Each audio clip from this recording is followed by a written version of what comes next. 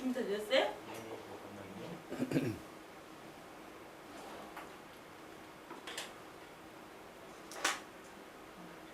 공당에서 교육을 칼같이 시작하는구나. 네, 중앙당은 그렇습니다.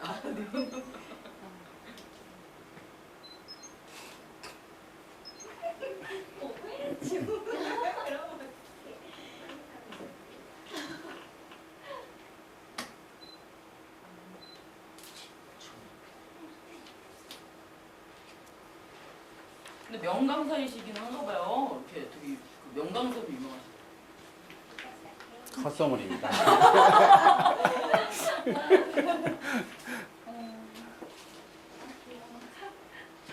교수님 빨리 들어오세요. 누구야? 예, 교육받으러 오신 분. 네.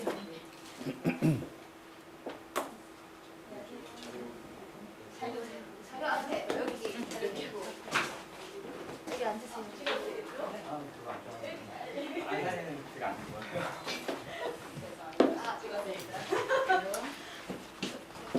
네, 들어오신 분들 다 들어오셨죠?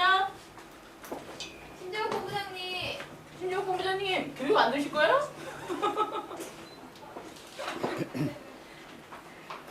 예, 그 이 자리에 앉아 계신 다원 여러분 그리고 김익중 교수님의 강연을 듣기 위해서 오신 우리 또 강원도 아니신 시민 여러분 그리고 이 방송을 생방송으로 지켜보고 계신 지지자 및 당원 여러분 반갑습니다. 오늘 당원교육 제목은 후쿠시마 이후 우리 밥상은 안전한가? 라는 제목으로 김익중 교수님 모셔보고 강의를 진행할 텐데요. 잠시 김익중 교수님 소개를 드리도록 하겠습니다. 그 운동권의 수많은 그 인문사회가 계열이 아니십니다. 네. 동국대학교 의과대학 교수. 네. 세세한 전공을 제가 찾아봤죠. 미생물학 중 면역학을 전공하고 계시더라고요. 네. 뭐 한마디로 의사 선생님이란 소린데요. 예, 아까 막 여쭤보니까 장롱면허라고 말씀하시더라고요. 예. 그리고 경주 환경운동연합 의장 맡고 계시고요. 반핵의사회 공동운영위원장 맡고 계십니다. 그리고 탈핵에너지 교수 모임 공동집행위원장 맡고 계시고요. 최근에 많은 강의에서 어떤 방사능도 안전하지 않다. 의학적 사용도 최소화해야 된다라는 주장을 많이 하고 계시는 명강사로 유명하신 분입니다. 오늘의 강연이 저 같은 안전불감증에 빠져 있는 분들, 체류탄 그렇게 많이 먹었는데 뭐 좀 먹으면 안 돼 이렇게 생각하시는 분들, 예, 그런 분들 예, 적절한 교육이 되기를 기대하면서 김익중 교수님 모셔보도록 하겠습니다.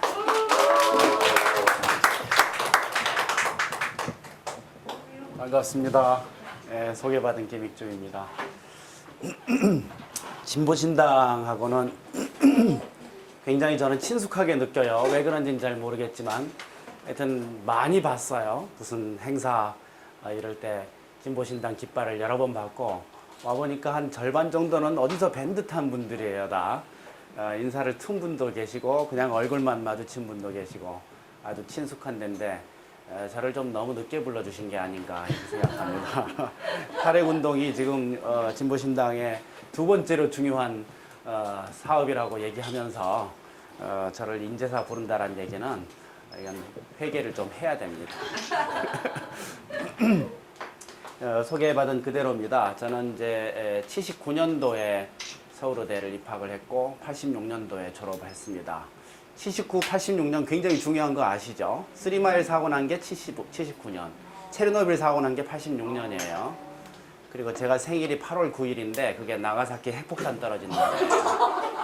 뭔가 굉장히 그 날짜적으로 핵하고 관련이 많은 사람입니다. 저는 이제 의사가 되긴 했지만 군대에서 생활해 보니까 임상의사로 저는 적절치 않다는 생각을 했습니다. 그때 사실 판단 잘못한 거거든요.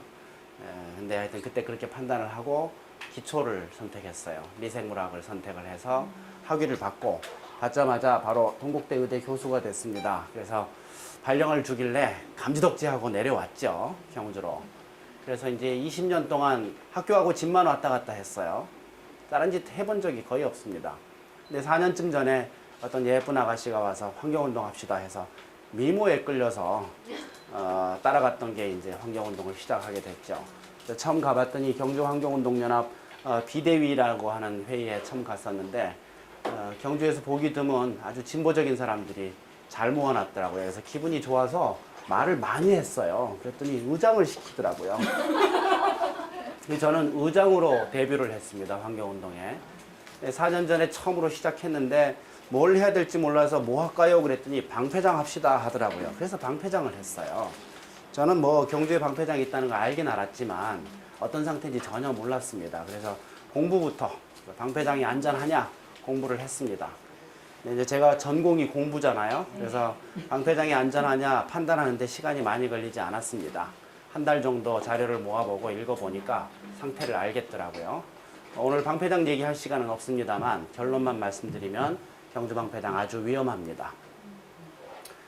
위험하다는 거는 방패장을 지금 이제 지하 100m에다가 동굴을 뚫어서 거기다 방을 만들어서 거기다 이제 방사성 폐기물을 집어넣을 건데 거기서 방사능이 누출될 거예요. 100% 확률로 누출돼요. 그리고 누출되다 마는 게 아니라 다 새요.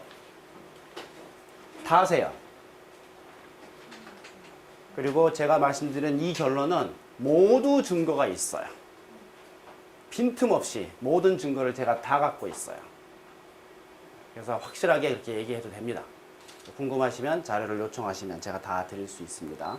어쨌거나 그런 상황인데 이 방패장 공사는 막아야 되겠다라고 생각을 했고 막기 위해서 국민들에게 이 사실을 알려야 되겠다라고 생각했습니다. 근데 2년 동안 발버둥을 쳤는데 국민들에게 알리는데 실패했습니다. 심지어는 진보신당도 이 사실을 모르고 있어요. 그러면 제가 완전히 실패했다는 뜻입니다. 그래서 야 이제 다른 사람한테 물려주고 나는 은퇴를 해야겠다 이렇게 생각하고 있을 즈음이었습니다. 그때 후쿠시마 핵사고가 났습니다. 깜짝 놀랐죠. 전 정말 깜짝 놀랐습니다. 이게 왜 안 돌아가는지 깜짝 놀랄 만한데 예, 이게 컴퓨터가 이상하네요. 아까부터 미안합니다. 이거는 문제가 진짜 생겼는데 왜 그러지? 아이고 이거 미안합니다. 문제가 생겼는데요 이거? 리부팅을 다시 하겠습니다. 아이고 리부팅도 잘 못했다.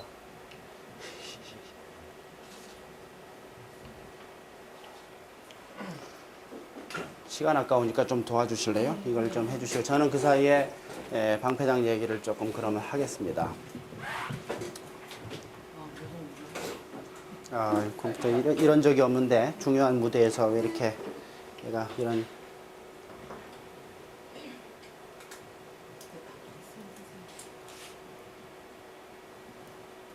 이게 안 듣거든요. 키가 다시 시작을 해야 될 것 같아요. 이것 때문에 그럴까? 이것 때문에 그럴까?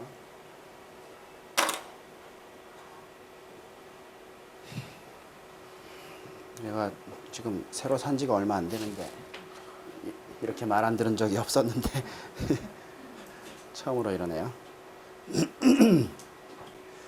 경주 방패장은 지금 이제 지하에 100m 정도 해수면보다 100m 밑에다가 지금 동굴을 파고 거기다가 지금 사일로라고 하는 방을 만들고 있습니다. 그런 다음에 거기에 여태까지 이제 한 30년 동안 중조준위 방패물 나왔던 거 그게 10만 드럼이거든요.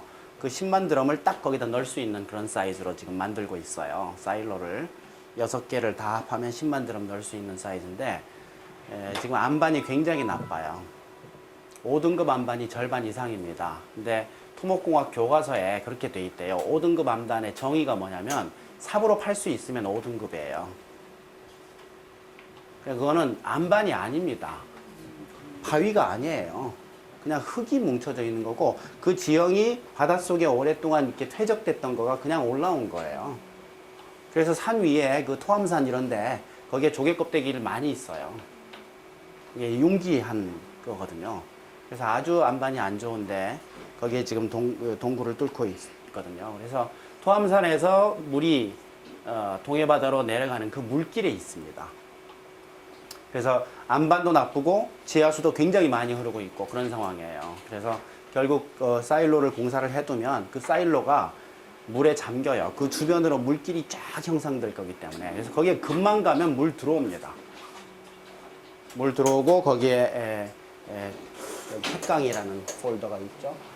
여기에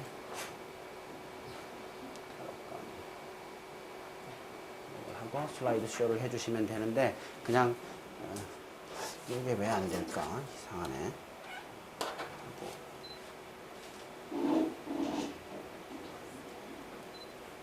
끼워보시죠. 뒤집어서.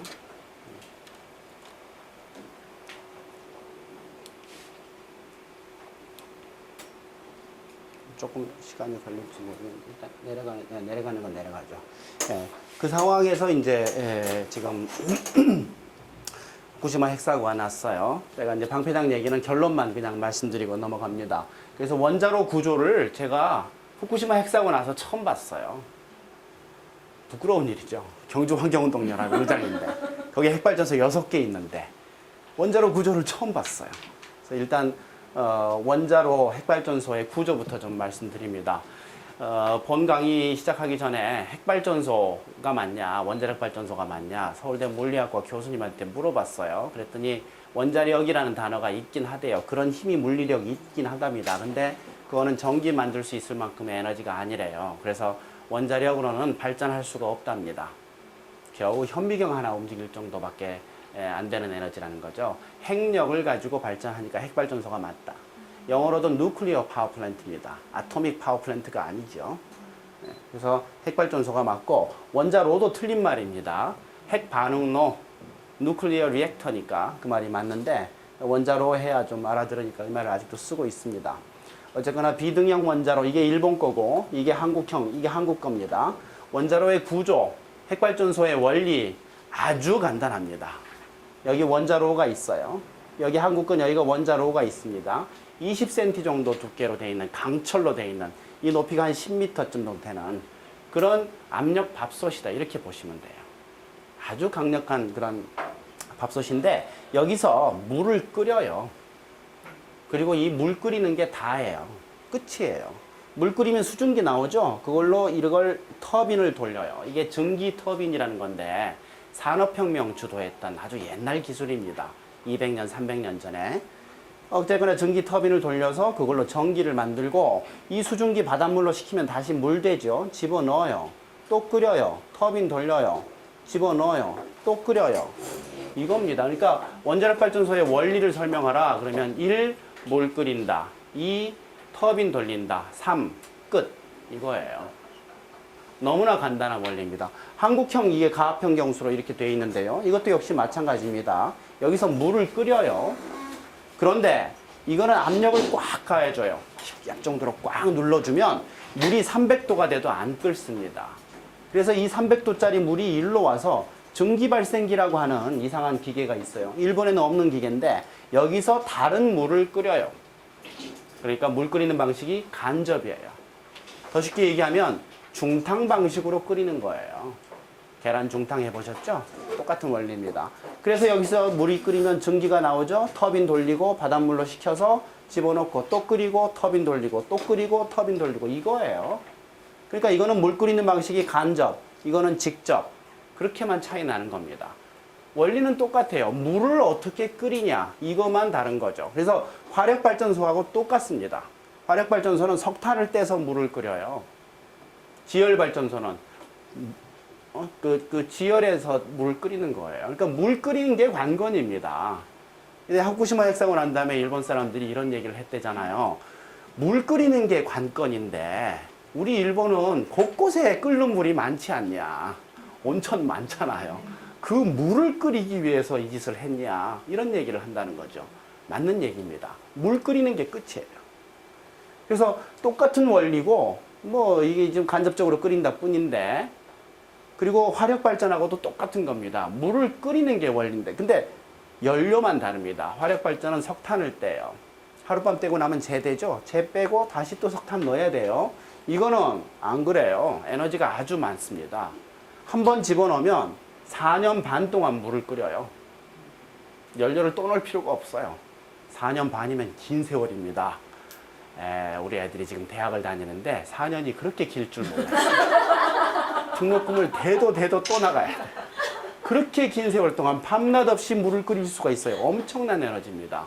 어떻게 생겼냐면 4m 내지 5m 정도 되는 파이프가 있어요. 가느다란 파이프예요. 이 볼펜 정도밖에 안 되는데 그 파이프가 있고 그 안에 우라늄 펠렛이 분필처럼 생긴 게 있어요. 그게 뚜두둑 들어있는 겁니다. 일렬 종대로. 이걸 해결료 봉이라고 그래요.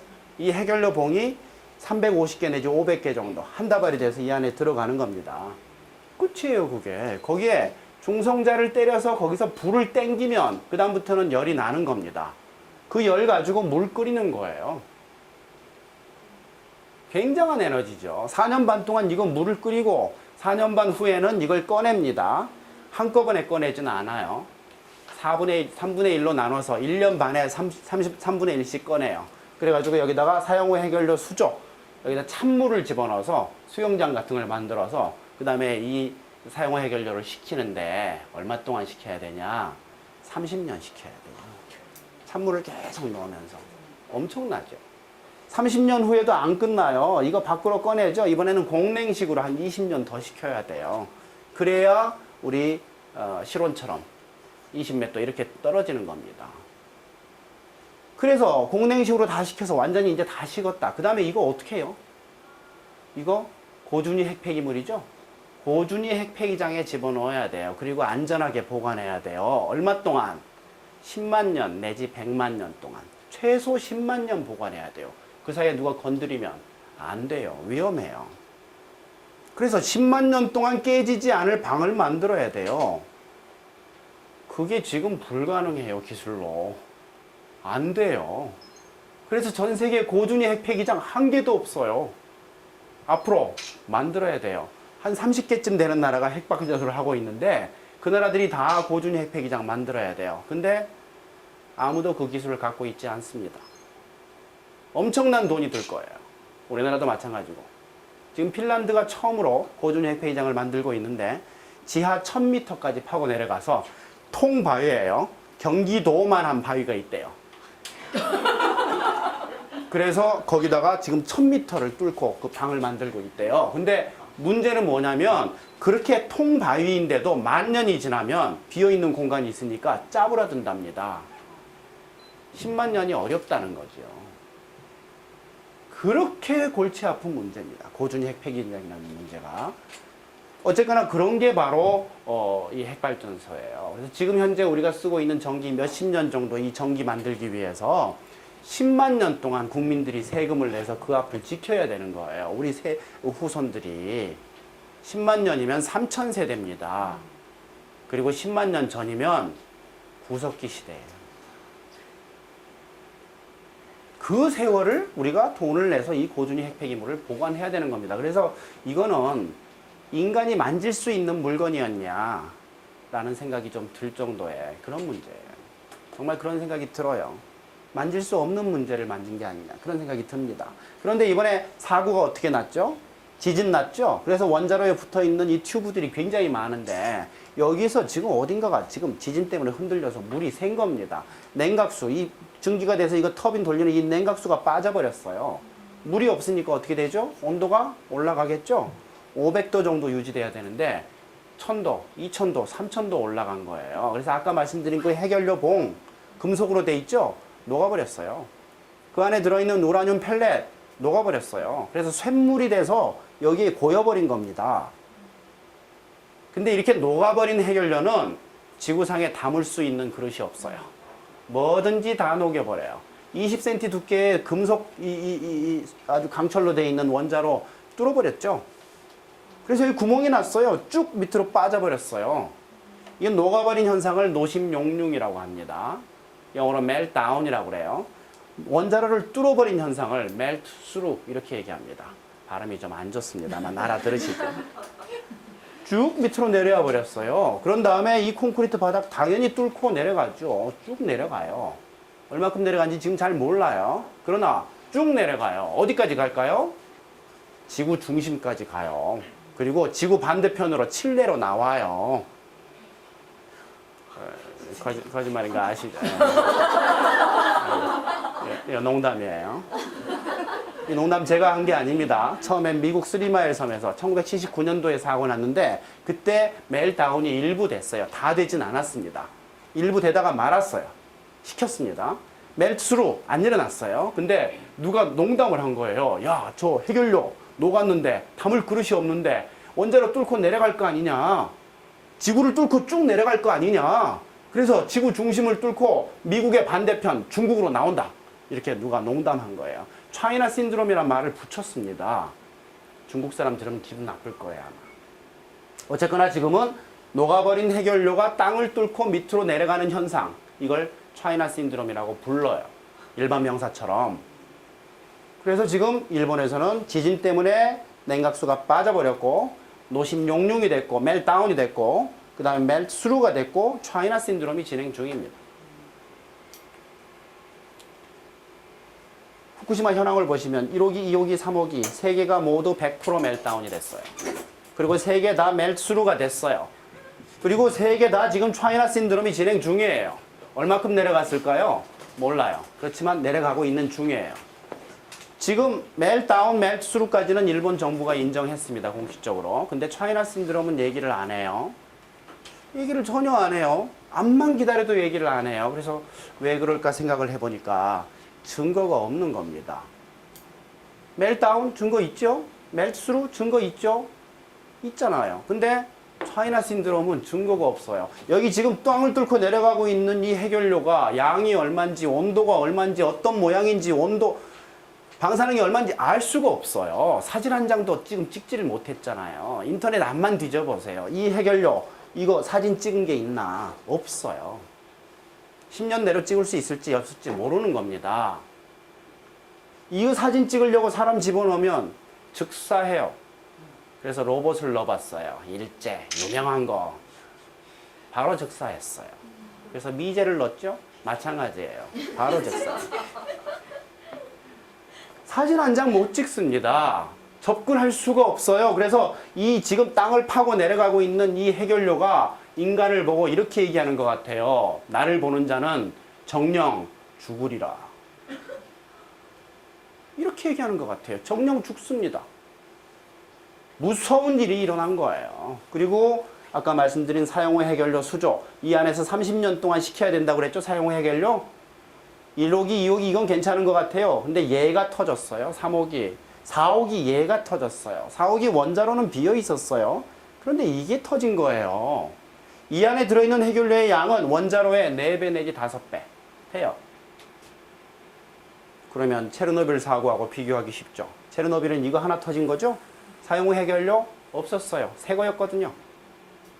후쿠시마는 체르노빌의 몇 배냐? 계산 한번 같이 해봅시다. 1배, 2배, 3배, 더하기 4배, 더하기 4배. 쉽죠? 3 더하기 4 더하기 4, 11. 얼추 10배 규모예요. 후쿠시마 핵사고는 체르노빌의 10배 규모예요. 그런데 지금도 기사나 뉴스나 이런 걸 보면 체르노빌 사고가 크냐? 후쿠시마가 크냐? 체르노빌이 더 컸을 것 같다. 이런 식으로 그렇게 알고 있는 기사들이 많아요. 이렇게 쉬운 걸 원자력 공학 전공한 사람들은 다 계산하고 있을 거예요. 10,000명이 넘을걸요. 전 세계적으로 10만 명이 넘을걸요. 우리나라도 몇천 명 될 겁니다. 거기 전공한 사람들. 아무도 그 얘기 안 해요.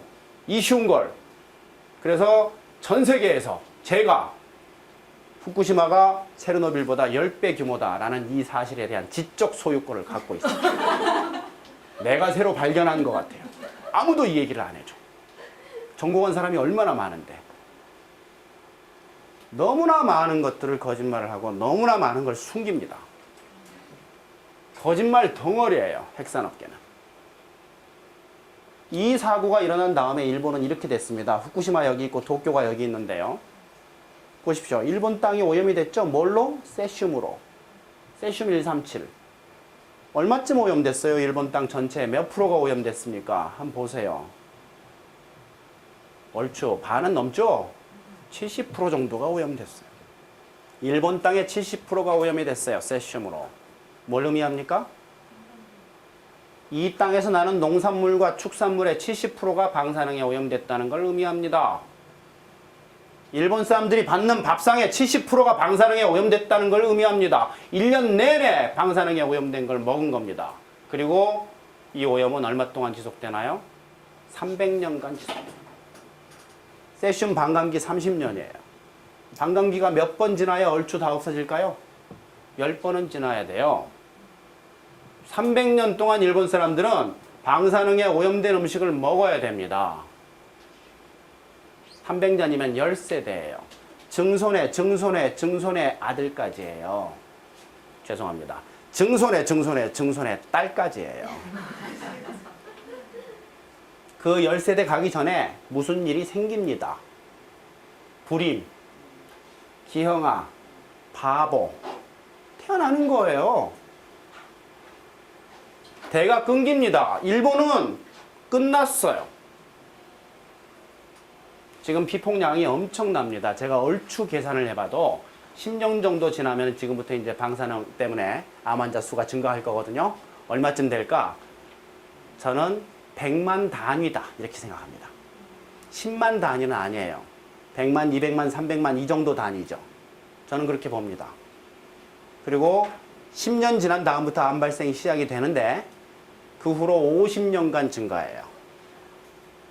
일본 사람들은 앞으로 20년 지나 보십시오. 2011년 3월 11일 날 일본이 망했었구나 라고 인정할 겁니다. 지금은 아무도 인정 안 할걸요? 그러나 20년 지나 보세요. 심장병 환자가 팍 생기고 지금 벌써 생기고 있어요. 인구가 팍팍 줄 겁니다. 암 환자 못 견딜 겁니다. 사회적 비용. 일본 끝났어요. 그래서 한 번의 핵사고는 땅이 좁은 나라는 망합니다. 미국 핵사고 났었죠? 안 망했죠? 왜? 땅이 넓어요. 오염된 지역 빼고도 살아갈 수 있어요. 일본은 안 돼요. 그리고 여기 고농도 오염 지역을 한번 보십시오. 이 땅의 넓이가 전체 일본의 한 20% 돼요. 뭘 의미해요? 이 넓이가 뭐하고 비슷해요? 남한 넓이하고 비슷해요. 뭘 의미해요?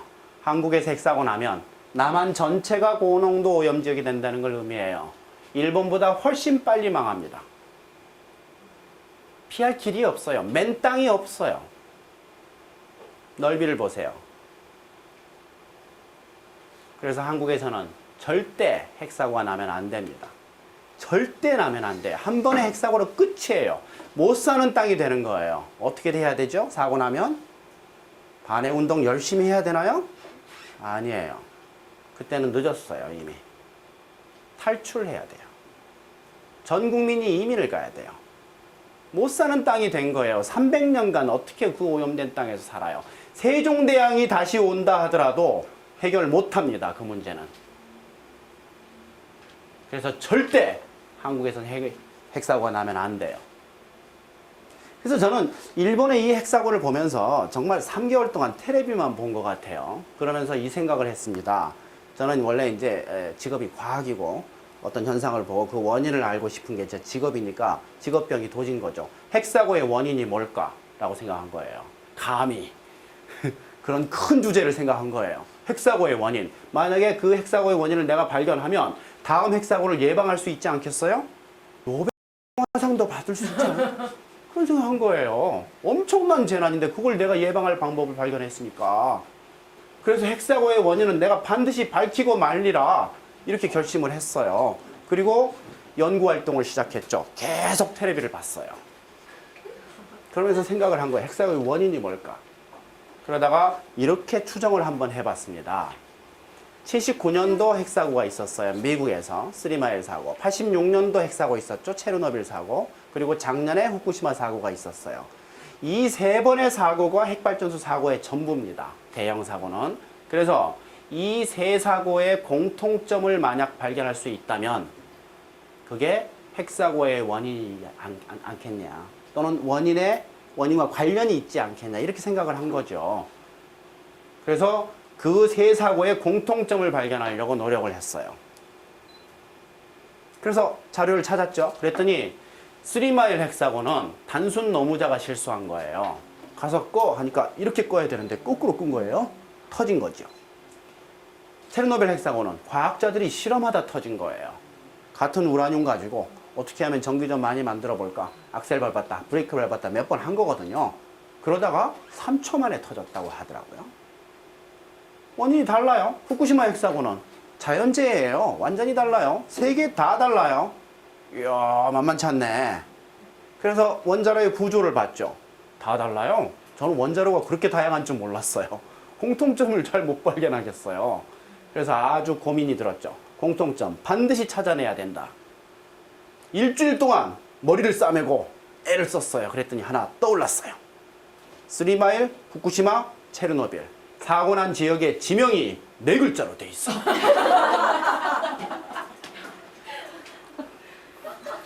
죄송합니다. 그거는 핵사고의 원인이 될 수가 없는 거죠. 그런데 제가 이 슬라이드를 보게 됐어요. 최예용 선생이라는 분이 계십니다. 환경운동 오랫동안 하신 분인데 그분이 대구에 와서 강의를 하세요. 저는 그 강의를 들으려고 경주에서 쫙 차 몰고 올라가서 들었죠. 그랬더니 이 슬라이드가 턱 나오는 거예요. 저는 속으로 신받다 했습니다. 끝나자마자 이 슬라이드 좀 주세요. 얻었어요. 그 외에도 많이 얻었습니다. 제 강의록 중에 상당 부분이 그분 거예요. 같이 쉐어해도 됩니다. 그래서 여기 있는 이 빨간 글씨들 보이시죠? 이 빨간 글씨가 그 나라에 있는 핵발전소 개수입니다.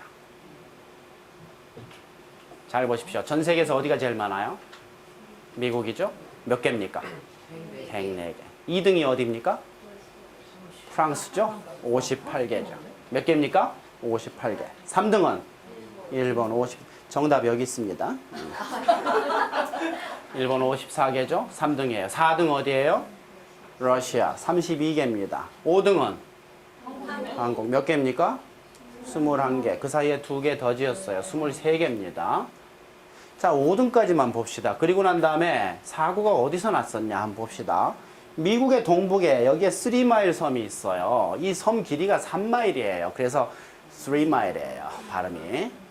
3마일 섬에서 처음 사고 났어요. 그래서 기억을 해둡시다. 전 세계에서 핵발전소 개수 제일 많은 나라에서 1번으로 터졌구나.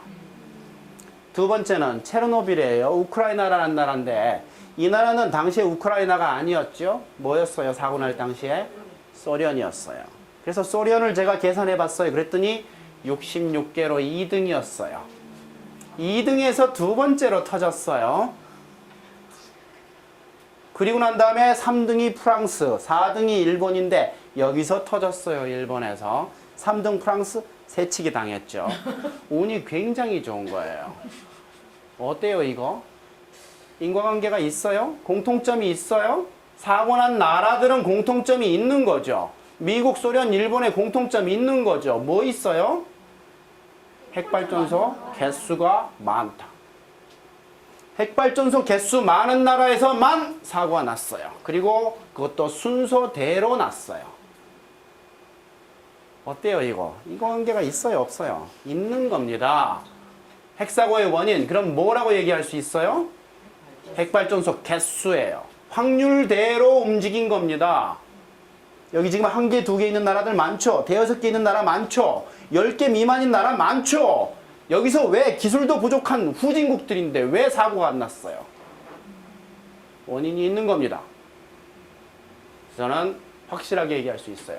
핵사고는 확률대로 일어났다. 그리고 앞으로도 확률대로 일어날 것이다. 그리고 난 다음에 문제를 다시 바꿔서 다시 봅니다. 3마일, 체르노빌, 후쿠시마가 아니고 미국, 소련, 일본의 공통점 이렇게 찾으면 되죠. 첫 번째, 핵발전소 개수 많다. 두 번째 뭡니까? 원자력 선진국이다. 세 번째, 원자력 수출국이다. 이 세 가지 공통점을 갖고 있는 나라에서만 사고가 났어요. 그러면 이 세 가지가 바로 핵사고의 원인이다 라고 얘기할 수 있을까요? 얘기할 수 있다고 봅니다. 저는 얘기할 수 있어요. 그거 말고 다른 원인이 뭐 어디가 있어요? 발전소장이 잘생기면 사고 나나요? 아니에요. 핵사고의 원인 명확합니다. 개수, 확률대로 같다라는 거죠. 그리고 난 다음에 이 세계 지도를 다시 봐요. 방금 말씀드린 그 세 가지 조건, 개수 많다, 선진국이다, 수출국이다, 이 세 가지 조건을 완비하고도 아직 사고 나지 않은 나라가 3개 더 있어요. 잘 찾아보십시오. 어디예요? 프랑스죠. 프랑스 이거 영순이에요. 이번 사고 여기서 났었어야 됐었어요. 운이 아주 좋은 거예요. 영순위 프랑스, 1순위 어디? 한국이에요. 23개죠? 보세요. 개수 많죠? 원자력 선진국이죠? 완비했어요. 조건. 그리고 2순위가 캐나다예요. 개수 많죠? 수출하죠? 선진국이에요. 원자력 선진국. 다음 사고는 어디서 나요, 그러면? 우리나라 봅시다. 영광 6개 있어요. 전라남도. 울진 6개 있어요. 경상북도. 월성 4개 있어요. 경상북도, 경주. 제가 여기 삽니다. 월성 군이었었어요, 옛날에. 문무대왕릉 가보셨나요? 경주 가보시면 수중릉 아시잖아요. 전 세계 유일한 수중릉. 왕릉이 바닷속에 있어. 유일해요. 삼국 통일한 다음에 왜구를 막아주시겠다고. 그 수중릉에서 우양우 하면 월성원전이에요.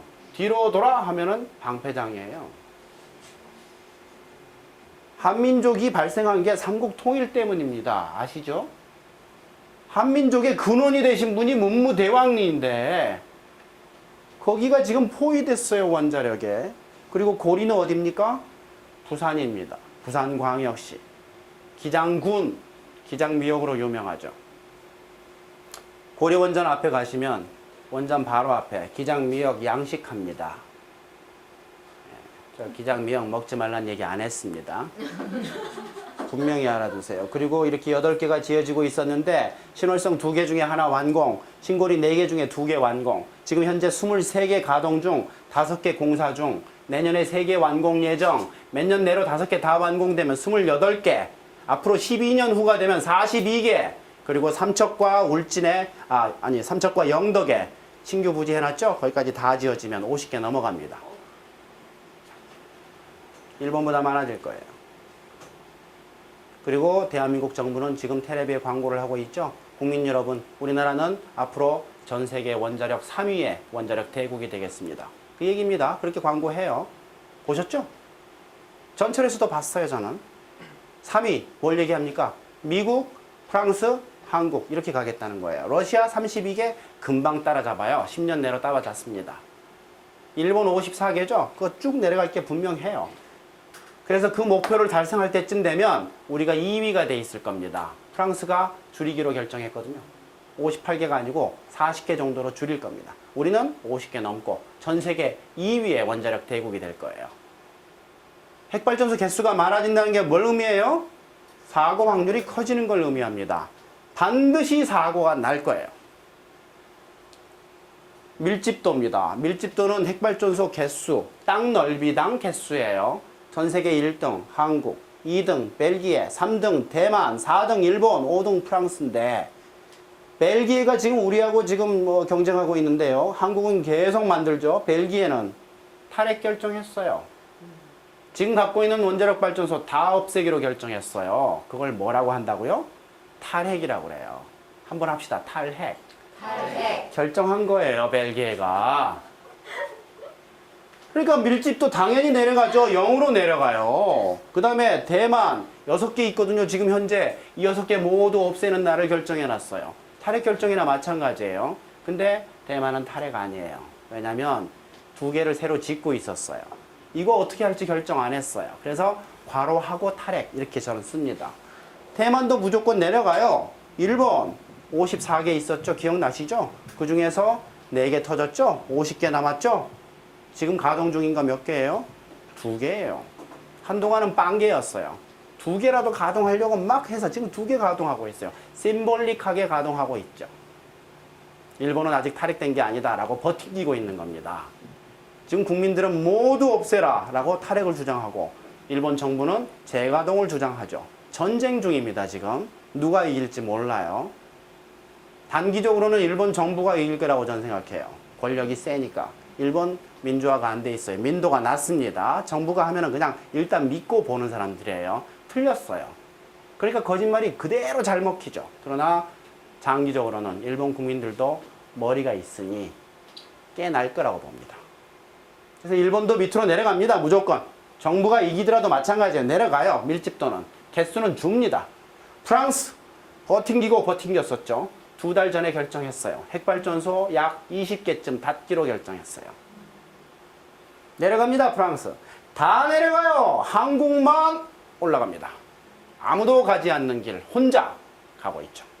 외롭게 용기를 가지고 다 이 길로 가는데 혼자 이 길로 가고 있는 거예요. 중학교 1학년 되면요, 제식 훈련이란 걸 우리는 했었어요. 요즘 안 할 겁니다. 선생님이 앞으로 갓 하면 앞으로 가요. 뒤로 돌아 갓 하거든요. 다 뒤로 돌아가요. 한 놈만 계속 앞으로 가요. 어떻게 해요, 이거?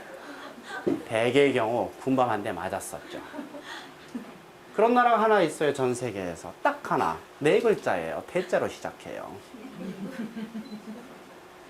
아무도 가지 않는 길이에요, 이제는. 다 뒤로 돌아갔어요. 10년쯤 전부터 턴했습니다, 다. 나중에 통계 보여드릴게요. 혼자만 계속 하는 거예요. 아닌데. 사고 확률 제가 한번 계산해 봤습니다. 이 계산을 왜 했냐면, 저는 원전에 사고 나면 이제 경주환경연합에서 이렇게 성명서 내잖아요. 그러면은 좀 심각한 사고인 경우에 원자력 본부장이 제일 높거든요. 본부장이 나와요. 그러면 경주 시민들이 쫙 모입니다. 수백 명이. 그 사람들 앞에 놓고 이 본부장이라는 사람이 이렇게 얘기합니다. 경주 시민 여러분, 원자력 발전소 안전합니다. 저기서 사고 날 확률 100만 분의 1입니다. 이렇게 얘기를 해요. 제가 직접 들은 것만 3번이에요. 그리고 사실은 텔레비에서도 여러 번 제가 들었어요. 사고 확률 100만 분의 1이다. 근데 그 얘기를 외국인도 하더라고요. 전 세계 핵산업계가 공유하고 있는 내용이에요. 그런데 그 내용이 거짓말이에요. 제가 입증을 하겠습니다. 100만 분의 1이 되려면 전 세계 핵발전소가 100만 개 있어야 돼요. 그리고 그 중에 하나가 터졌어야 돼요. 그게 100만 분의 1이죠. 안 그래요? 100만 개 중에 하나. 전 세계 핵발전소 100만 개예요? 아니에요. 442개밖에 안 돼요. 한 번 터졌어요?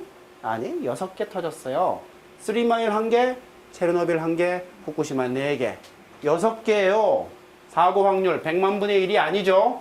442분의 6. 그게 사고 확률이에요. 100만 개 중 하나가 아니고 80개 중에 하나 터진 거예요. 그거 인정해야 됩니다. 그래서 442분의 6 계산했어요. 어려웠어요. 계산기 썼어요. 1.36% 나왔어요. 이거 국민학교 4학년 교과서에 나오는 나눗셈입니다. 안 틀렸어요, 이거. 그리고 1개 있을 때 사고 확률이 1.36인데 23개 있어요. 한국에서 사고 확률은 얼마예요? 27%예요. 이 계산 공식은 좀 어려워요. 고등학교 교과서에 나와요. 수2 정석에 나옵니다. 그대로 제가 계산한 거 27%. 한국에서 3마일, 체르노빌, 후쿠시마와 같은 사고가 일어날 확률 27%예요. 남한 전체가 고농도 오염 지역이 될 확률이에요. 한국 전체가 못 사는 땅이 될 확률이에요. 전 국민이 이민을 가야 될 확률이에요.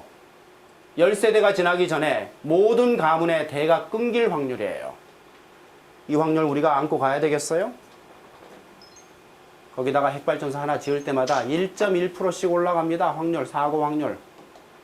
과거 한번 봅시다. 이 확률대로 일어났어요. 80개 넘게 갖고 있는 나라 있죠? 미국. 사고 났었어야 됐었죠? 났잖아요. 66개 있던 나라. 사고 날 확률 높았죠? 낮잖아요. 54개 있는 나라 낮잖아요. 확률대로 났어요. 앞으로도 확률대로 일어납니다.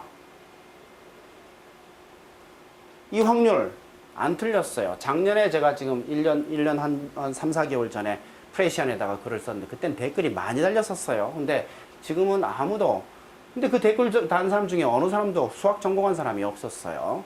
그러니까 제대로 된 그 반박은 없었어요. 그래서 이건 이제 1년 동안 다 입증이 된 거니까 정설이 된 거죠. 정설이에요. 그래서 이 27% 외워두십시오. 그리고 하나 더 만들어졌다면 28.1% 됐구나. 이렇게 계산하시면 돼요. 1.1씩 더하면 됩니다. 이게 뭐하는 확률이에요, 이거? 끝나버릴 확률이에요. 안전하다고 얘기하는 자들은 뭐세요? 73%의 핵사고 안 날 확률이 크다는 거죠. 날 확률보다. 이거 어떻게 해요? 안고 가요? 이 확률 안고 가요? 도저히 그럴 수 없는 거죠. 어떻게 해야 돼요? 털어야 돼요. 이 확률 0%로 낮춰야 돼요. 핵사고 확률 0%로 낮추는 방법은 딱 하나밖에 없어요. 뭐예요, 그거? 핵발전소 모두 없애는 거예요. 그걸 뭐라고 불러요? 탈핵이라고 합니다. 또 한번 합시다. 탈핵. 생존의 유일한 길이에요. 따라하면 하면 굉장히 웃으시네. 아주 재밌으신가 봐요. 초등학교 때 생각나요? 다른 나라 보시면 독일, 스위스, 이탈리아, 벨기에 이 나라들이 탈핵 결정했어요. 대만은 과로했습니다. 이탈리아는 탈핵이 돼 있었는데 재가동하려고 폼 잡다가 그만뒀어요. 국민투표에 붙였거든요. 그랬더니 94%가 반대해버렸어요. 그래서 그냥 찍 하고 끝났습니다. 이 세 개 나라는 후쿠시마 핵사고 이후에 새롭게 탈핵을 결정한 나라입니다. 중국은 신규 허가 잠정 중단한다 해가지고 후쿠시마 사고 난 다음에 지금 현재까지 원전 건설하고 있던 거 올스톱 시켰었어요. 그렇지만 탈핵은 아닙니다. 제스처에 불과하다고 저는 봐요. 영국 신규 중단한다. 이거 탈핵 아니죠? 제스처예요. 러시아 수명 연장 대신 신규 추진? 이? 지금 뭐예요? 개수가 안 주는데? 이거 탈핵 아닙니다. 그러나 이런 제스처도 취하지 않은 나라가 4개가 있어요. 한번 봅시다. 한국, 미국, 프랑스, 캐나다. 정책 변화 없다고 대통령이 나와서 얘기를 했어요. 그 나라들입니다. 잘 보세요. 어때요? 프랑스, 한국, 캐나다. 아까 걔들이죠? 익숙한 나라죠? 무슨 나라예요? 핵사고의 조건, 3가지 조건을 완비하고도 사고 나지 않은 나라. 다음 사고에 0순위, 1순위, 2순위 나라예요. 미국 사고 한 번 났었죠? 한 번 더 나도 돼요. 104개잖아요. 80개 중에 하나 터졌죠? 80개 빼도 24개 남아요. 확률적으로 한 번 더 나도 됩니다. 그래서 저는 자신 있게 얘기해요. 감히 예언해요. 다음 사고는 여기서 난다. 여기서 나면 어떻게 해야 돼요? 미국, 프랑스, 캐나다에서 나면 반핵운동 열심히 해야 되겠죠? 국내에서. 그러나 여기서 나면 어떻게 한다고? 대책이 없어요. 아무런 대책이 없어요. 제가 말씀드렸죠? 세종대왕이 다시 와도 안 된다. 안 돼요. 그래서 핵사고가 나잖아요. 큰 사고잖아요. 다음 날부터 저는 전화 안 받습니다. 예방활동은 좀 할 수 있지만 그 후에 있는 어떤 정책도 효과가 없을 거예요. 저는 포기하고 바로 나갈 겁니다. 전화하지 마세요.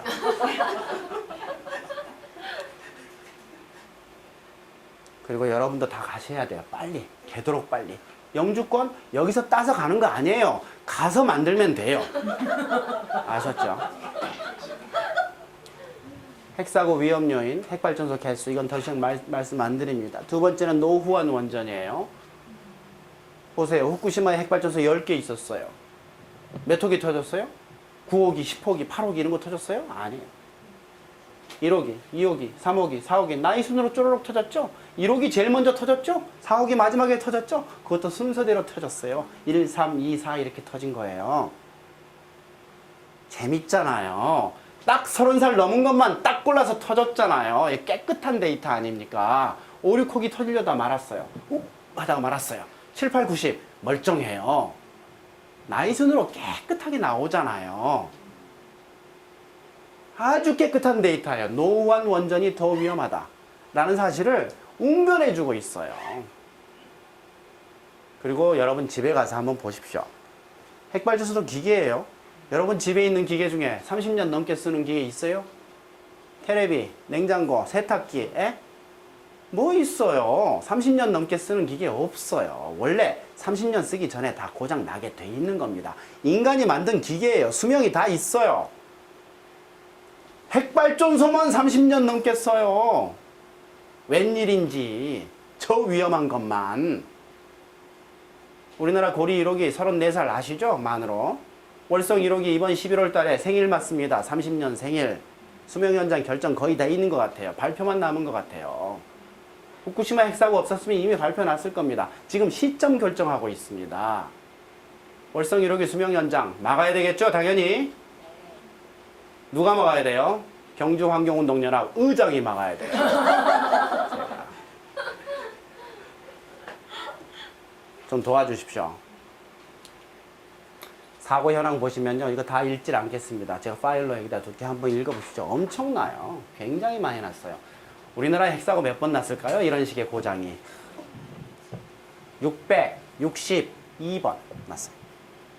662번. 그런 사고가 이렇게 많이 난 거예요. 이거 다 읽질 않겠습니다. 시간상. 영광원전, 해결로봉 손상 뭐 많아요. 울진원전, 냉각수 누출 사고 뭐 많아요. 월성원전, 중수 누출. 이것도 냉각수예요. 중수로거든요. 중수가 냉각수예요. 이번 후쿠시마 핵사고가 냉각수 누출 사고잖아요.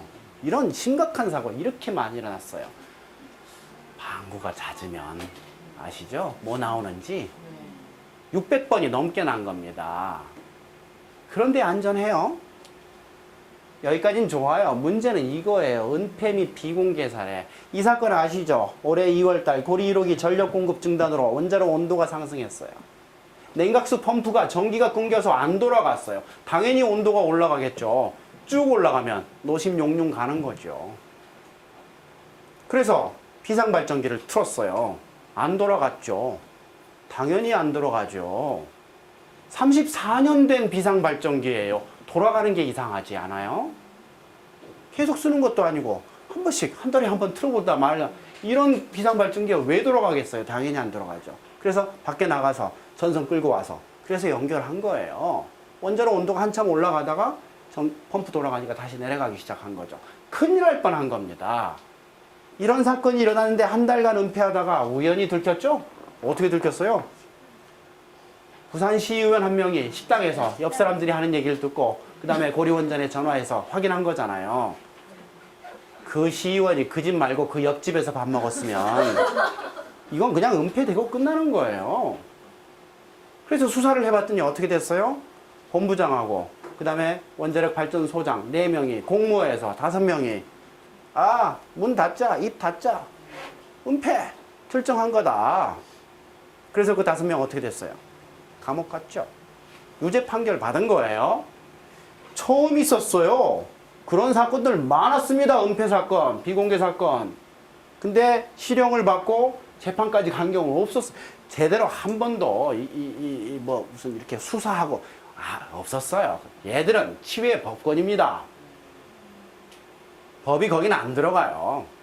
제가 한수원에다가 정보공개 요청을 여러 번 했는데 한 번도 답을 받아본 적이 없어요. 법에는 하게 돼 있어요. 답을 안 들어요.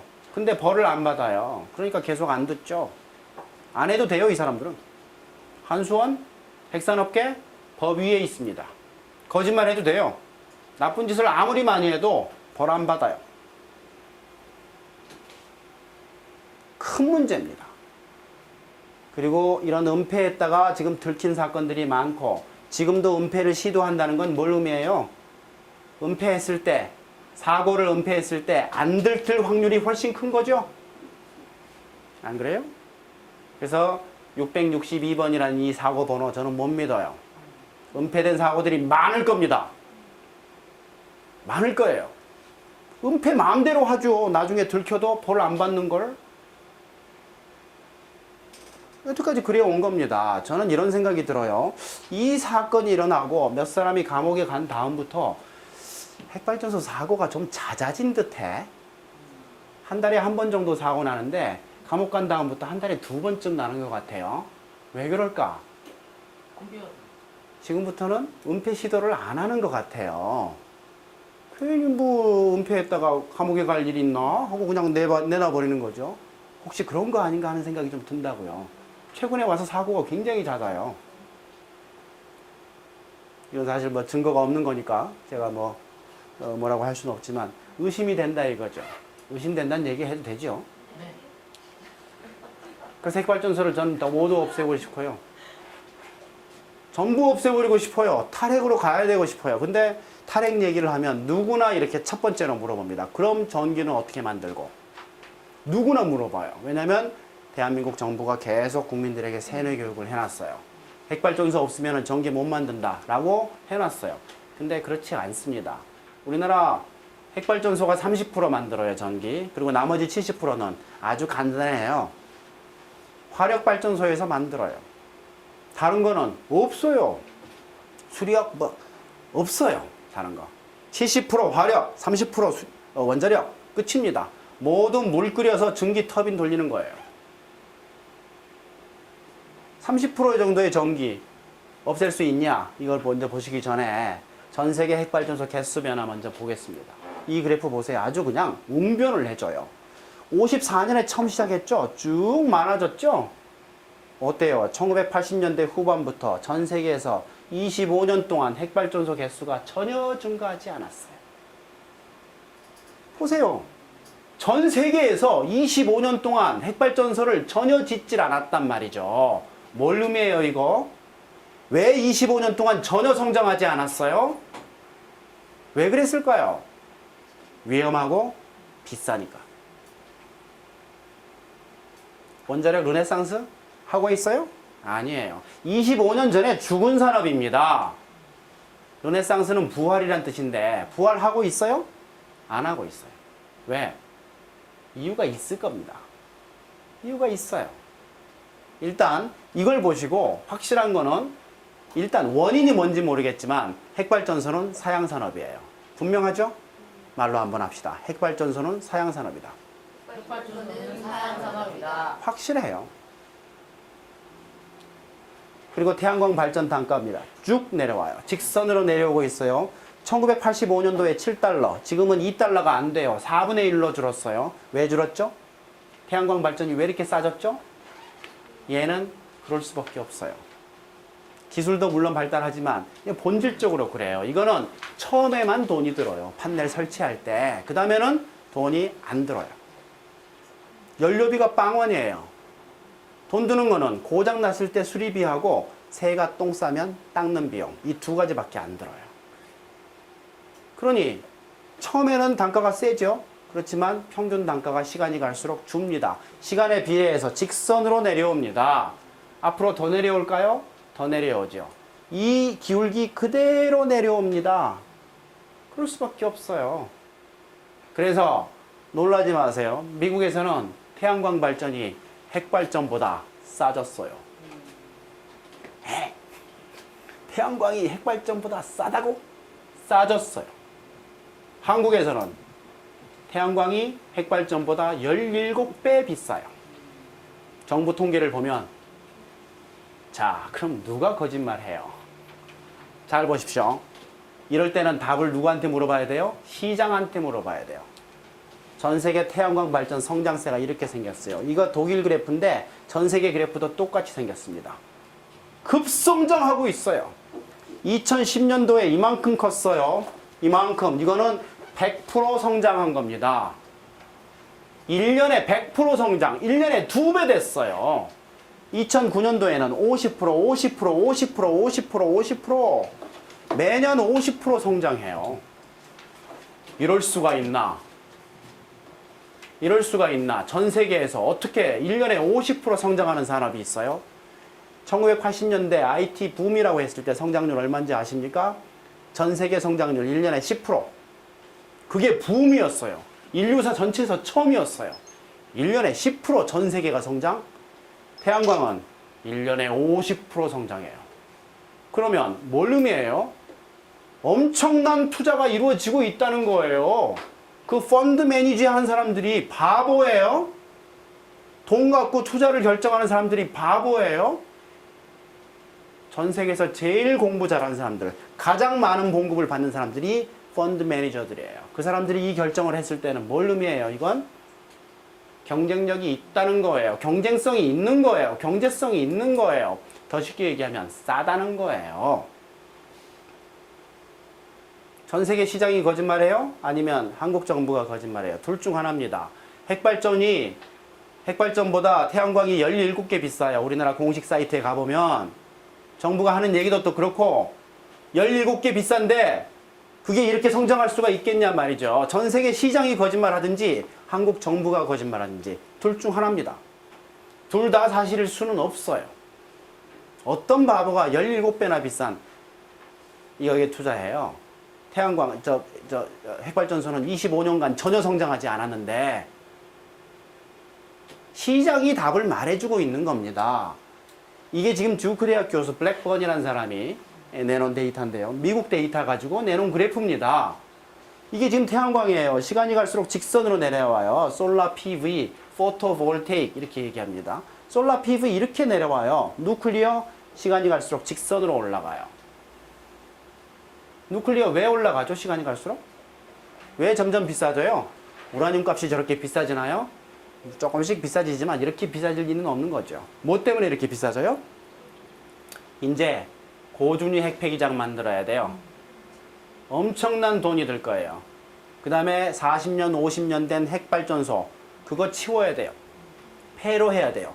그거 치우는 비용 엄청나게 듭니다. 기술도 없어요. 기술 개발부터 해야 돼요. 그리고 그 엄청난 크기의 그 동 건물 전체가 핵 폐기물이에요. 건설 폐기물로 처리할 수가 없습니다. 전부 경주 방패장이 갖고 와야 돼요. 노란 드럼통에 집어넣어서. 물론 다 새겠지만. 엄청난 돈이 드는 거예요. 사고 나면 후쿠시마 핵사고 그 비용 얼마나 들겠어요? 무한대예요. 그리고 사고가 안 나도 보험료 올라갑니다. 그리고 안전설비 하나씩 더 해야 될 거 아니에요? 계속 올라갈 수밖에 없어요. 그래서 직선으로 올라가고 재작년 2010년에 크로스를 한 겁니다. 역사적인 교차점을 지났다는 거예요. 그래서 지금 현재 미국에서는 핵발전이 태양광보다 비싸요. 이 보고서 낸 사람이 듀크 대학 교수인데 듀크 대학은요 전 세계 5등 안에 드는 대학이에요. 의과대학만 치면 특별히 의과대학이 좋은 학교입니다. 그 인류대학, 초인류대학 교수들이 내놓은 답이 바로 이거예요. 이래야 전 세계 시장을 설명해요. 설명해요. 이래야 지금 25년 동안 핵발전이 지금 지어지지 않았던 이유가 설명이 되고 태양광이 급성장하고 있는 것을 설명할 수가 있는 거예요. 독일은 풍력 발전이 20년 사이에 100배 증가했습니다. 이렇게 보세요. 엄청나게 증가했죠. 한국은 어때요? 풍력발전소 귀하디 귀하죠? 지금은 아직도 풍력발전소가 관광지예요. 관광지예요. 발전소가 아니에요. 관광지예요. 지금 보십시오. 지금 우리나라는요, OECD 국가 중에서 재생 가능, 풍력, 태양광 꼴찌입니다. 재생 가능이 미국도 10%가 넘어요. 유럽은 모두 20%가 넘어요. 한국은 시작해야죠. 틀렸어요. 우리나라 에너지 정책 완전히 거꾸로 가고 있습니다. 이 그래프를 보십시오. 이게 이제 총정리하는 그래프라고 볼 수 있는데 이게 지금 그린피스 자료인데요. 전 세계 통계입니다. 어느 나라, 어느 주 통계가 아니에요. 파란 거 윈드입니다. 쭉 올라가죠. 마치 누계처럼 보이는데 누계가 아닙니다. 연도별 신설 발전 시설이에요. 1년에 이만큼 만들어요. 1년에 이만큼. 어때요? 이거 성장률을 계산해 보면요. 매년 전 세계에서 20% 이상 성장해요. 풍력이. 그리고 제가 보너스로 한 가지 더 말씀드리는데 전 세계 에너지 중에서 가장 전기를 싸게 만드는 방법. 발전 단가가 가장 낮은 것. 풍력입니다. 한국 정부는 뭐라고 얘기해요? 핵발전보다 풍력이 7배 비싸다 이렇게 돼 있어요. 거짓말입니다. 풍력이 제일 싸요. 한국만 벗어나면 풍력이 제일 싸요.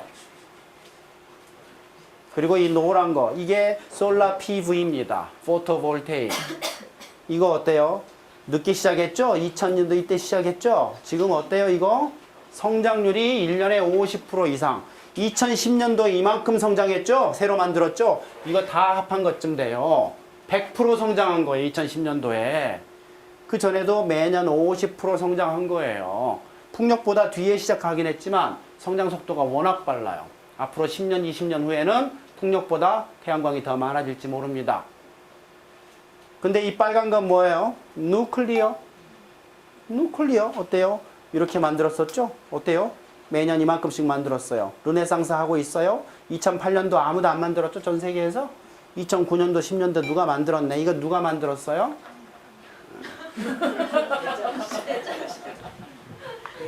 보세요. 이 지금 르네상스 하고 있어요. 이거 보이잖아요. 이거. 성장하고 있어요. 지금. 풍력, 태양광은 급속히 성장 중이에요. 원자력은 죽었어요. 이미 오래전에 죽었어요. 한 번만 더 합시다. 원자력은 죽었다. 아니지. 핵발전소는 사양산업이다. 핵발전소는 자연성입니다. 아까 그 그래프나 이 그래프나 똑같은 겁니다. 그래서 일단 여기서 에너지에 관해서 정리를 좀 하면 핵산업계 4대 거짓말에서 제가 써놨어요. 첫 번째, 핵발전소 안전하다. 거짓말이에요. 핵발전소 싸다. 거짓말이에요. 재생 가능으로는 충분한 전기 생산할 수 없다. 이게 충분한 전기가 안 나오는데 저렇게 투자를 할까? 거짓말입니다. 재생 가능 비싸다. 거짓말이에요. 이 네 가지 거짓말을 확실하게 알고 계셔야 됩니다. 전 세계 트렌드만 봐도 알아요. 그래서 일단 여기까지 강의를 좀 정리를 하고 그 다음에 건강 얘기로 좀 넘어가겠습니다. 저는 후쿠시마 핵사고부터 얘기를 시작을 했죠. 후쿠시마 핵사고가 났다. 그리고 굉장히 큰 사고가 났다. 핵사고의 원인들을 보니까 다 다르더라. 그래서 결국 발견할 수 있었던 핵사고의 원인은 확률이더라 라는 걸 얘기했습니다. 한 번의 핵사고로 일본은 끝이 났다. 왜냐하면 땅이 좁기 때문에. 한국에서 핵사고가 나면 일본보다 훨씬 빨리 망한다. 왜? 땅이 더 좁기 때문에. 절대 핵사고가 나서는 안 된다. 그런데 한국에서 핵사고 날 확률은 얼마다? 27%다. 절대 용인할 수 없다. 그래서 이 확률을 0%로 낮춰야 된다. 0% 낮추는 방법은 딱 하나밖에 없다. 뭐다? 탈핵이다. 탈핵 가능한가? 가능하다. 대안이 있나? 있다. 무슨 대안이 있나? 재생 가능이다.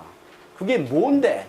태양광, 풍력, 그리고 강의는 안 했지만 바이오매스가 있어요. 그거 엄청나요. 굉장히 다양한 방법인데 엄청나요. 그 방법들이 바로 재생 가능이라는 거죠. 재생 가능 비싸지 않나? 안 비싸요. 핵발전보다 싸요. 풍력은 전 세계에서 제일 싸요. 태양광도 재생 가능 중에 가장 비싸지만 핵발전보다는 싸요. 재생 가능 충분한 전기 생산하나? 충분한 전기 생산해요. 팁으로 한 가지만 말씀드립니다. 여러분 직접 해볼 수 있어요. 인터넷에 찾아보세요. 1제곱미터 태양광 판넬에서 나오는 전기의 양 찾아보세요. 나옵니다. 그거 적어요. 그리고 우리나라 전체에서 1년에 쓰는 전기 양 인터넷 찾아보세요. 나옵니다. 적으세요. 그 다음에 이 전기 만드는 데 필요한 태양광 판넬의 넓이 나눗셈 한 번만 하면 돼요. 계산해보면 돼요. 그래서 적으세요. 그 다음에 국토의 넓이를 찾아서 국토하고 비교해 보세요. 그러면 국토의 2%가 나옵니다. 국토의 2%를 덮으면 태양광 판넬만 가지고 우리가 쓰고 있는 전기 전체를 생산한다. 이런 계산이 나오는 거예요. 근데 실제로는 그렇진 않아요. 태양이 24시간 떠 있질 않죠? 그래서 그걸 4시간으로 계산합니다. 그러면 4, 6, 24 곱하기 6 해야 되겠죠? 12%. 국토의 12%를 덮으면 지금 쓰고 있는 전기 전체를 태양광만 갖고 생산할 수 있어요. 12%를 다 덮잔 말이냐? 아니죠. 3%, 4%만 덮자는 거죠. 4% 덮으면 전기 전체의 30%를 만들어요. 원자력을 그대로 대신할 수 있어요. 국토의 4%. 야, 그러면 산을 4%를 쫙 깎아서 거기다 태양광 판넬 그 얘기가 아니죠. 생태계가 없는 곳, 이미 파괴된 곳, 거기다 놓자는 거죠. 지붕 위에, 그죠? 주차장에 해놓으면 운전자들 좋아하지 않겠어요? 그리고 인삼밭, 버섯밭, 고사리밭, 어차피 음지잖아. 태양광 어차피 가리는데 판넬로 가리면 꼭 먹고 알 먹고지.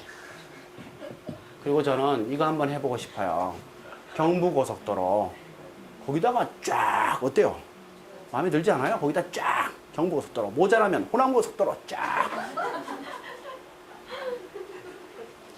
내가 이걸 했더니 많은 사람들이, 야, 그거 태풍 불면 위험하지 않을까? 이런 얘기를 하더라고요. 태풍에 안 날리게 고정하는 정도 실력은 되지 않을까요? 우리나라가. 저는 그런 생각 들고, 어제 제가 페이스북에 올려놨죠? 독일인가 어딘가 몰라요. 사진만 보고 난 깜짝 놀랐어요. 내 강의 들은 놈들도 아닌데 유럽에서 고속도로 옆에다가 쫙 해놨더라고. 와, 이 새끼들 어떻게 알았지? 가능해요. 그리고 풍력, 우리나라 풍력하기 굉장히 좋습니다. 태양광은요, 예를 들어서 독일보다 태양광이 40%가 많대요. 독일 제가 가봤는데 진짜 비 자주 와요. 우리나라는 비 오는 날을 확 오고 안 오는 날이 더 많잖아요. 태양광이 40% 더 많아요. 똑같이 놔둬도 40%가 더 나와요. 그러니까 마치 이런 것 같아요. 머리는 좋아. 공부만 하면 더 잘할 수 있는 놈이야. 근데 안에서 꼴찌를 해. 어떻게 해야 돼요? 일단 구멍한데 때린 후 대화 시도한다. 풍력도 좋습니다. 우리나라. 서해안. 풍력 얘기하면 사람들이 똑같이 그렇게 얘기하더라고. 아이고 그 소음 때문에 안 돼. 누가 소음 걱정하래요? 해상에다 하잔 말이죠. 육상 하지 말고 육상에는 소규모로 작은 거 해야 돼요. 큰 거 하면 안 됩니다. 서해바다 얼마나 좋아. 편서풍이 쫙 불어줘요. 세게 불면 안 된대요. 적당하게 꾸준히 부는 게 중요하다네. 서해바다 아주 좋을 거예요. 그리고 거기 공사하기도 편하잖아요. 깊지 않으니까. 그래서 저는 10만 양병설 주장합니다. 풍력발전 10만 개 거기다 하자는 거죠. 백열 종대로 1000줄. 무슨 돈으로? 핵발전소 지을 돈으로 지으면 돼요. 돈 되는 대로. 핵발전소 지을 돈은 어디서 나? 그 돈 가지고 짓자는 거죠. 서해바다에다가. 10만 양병 하자는 거죠. 얼마든지 가능합니다. 머리만 쓰면, 맘만 먹으면 얼마든지 가능해요. 원자력만 하려고 하니까 이렇게 된 거지. 그래서 사실은 탈핵운동은요, 아무 운동도 아니에요. 이겁니다. 야, 전 세계 유행 따라가자. 그 얘기예요. 반핵운동 아무것도 아니에요. 국제적인 유행 따라가자. 그 얘기 하는 거예요. 남들 가는 대로 가자. 그래서 어쨌거나 탈핵은 가능하고 그것이 대안이 다 있다. 우린 반드시 글로 가야 된다. 그 말씀을 드리고요. 지금부터는 이제 방사능에 의한 질병에 관한 얘기 좀 하겠습니다.